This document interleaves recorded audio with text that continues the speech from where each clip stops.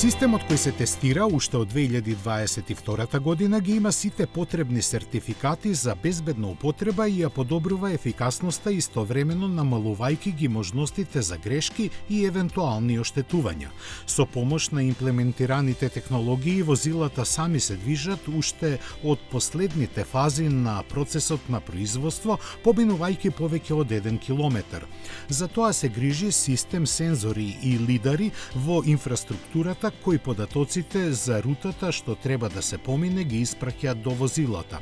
Се планира со вакви системи наскоро да бидат опремени сите фабрики на групата, како и нивната надградба со цел возилата сами да отидат до зоната за тестирање и паркирање од каде ќе чекаат на дистрибуција.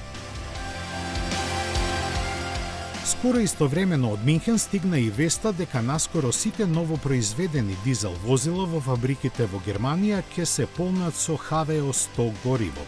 Се работи за еколошки прифатлива алтернатива на стандардниот дизел, која се произведува главно од хидротретирани растителни масти и ги намалува емисиите на јаглеродиоксид за 90%.